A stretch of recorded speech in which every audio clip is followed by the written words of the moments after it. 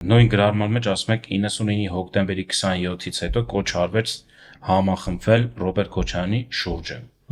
Ով կոչ արեց եւ ինչու կոչ արեց ըստ ձեզ։ Դե արեց Լևոն Տեր-Պետրոսյանը թղթի վրա, այսպես ասենք, դա համարվում էր, որ կոչ է արվում երկրի կայունությունը պահպանելու համար։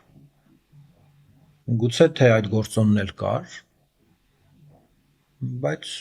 հետագա իրադարձությունները մեզ իրավունք են տալիս մի քիչ այլ լույսի ներքո դիտարկենք այդ կոչը։ Դուք նշում եք, որ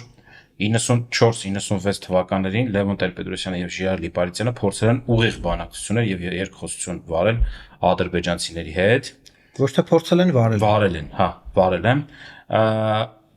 Ինչ որ պահից այդ process-ը դադարել է։ Որ պահից եւ ինչու է դադարել։ Չգիտեմ ինչքանով իրավունք ունեմ գաղտնազերծելու այդ խոսակցությունները, բայց ուղղակի հուշում անեմ, ընդամենը հուշում, որ process-ները այլ ընթացք են ստացել Պրիմակովի նշանակումից հետո, Ռուսաստանի արտաքին գործերի նախարարի պաշտոն։ Այսինքն Պրիմակովի գալով ոնց որ ինքը այդ track-ը վերացրեց, այդ ուղին վերացրեց, այսինքն պարոն Վարդանյանը։ Հաջորդը դուք առանձնացնում եք Վանո Սիրադեղյանի եւ Վազգեն Սարգսյանին։ Առաջինին մարգարե, ռենտգեն, խորաթափանց մարդ եք կոչում, Վազգեն Սարգսյանին գիժ հայրենասեր, ռոմանտիկ, հավատավոր, ինչ եք առանձնացնում Լևոն Տեր-Պետրոսյանից այս երկու գործիչներին։ Հետարքիր զրույց հաստատում, մեր զրույցը անդադար իմ գրառումների շուրջ է պատտվում։ Դե մեր պետության ստեղծման ու կայացման գործում երկուսն էլ ունեցել են առանցքային դերակատարում։ Վանո Սիրադեղյանը շատ կարևոր շրջանում ստանձնել է ներքին կայունությունը վերագտնողի, ապահովողի դերը ներքին գործերի նախարարի պաշտոնում։ Վազգեն Սարգսյանն էլ դե գիտեք բանակի ստեղծման, Ղարաբաղյան առաջին պատերազմի, ինչպես ինքն էր ասում, մենք պատերազմ չենք հաղթել, մենք ճակատամարտ ենք ընդամենը հաղթել, շատերը դա չէին հասկանում։ Երկուսն էլ շատ կարևոր դեր են ունեցել, ինչու եմ առանձնացնում, ողբերգական կերպարներ են երկուսն էլ,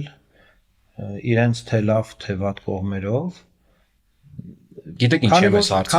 Քանի որ իրենց անունը տալիս եք, ես մի հատ ուրիշ բան ասեմ, էլի, եթե մեզ դիտող որևէ մեկը կա, որը չի կարդացել Վանո Սիրադեղյանի պատմվածքները,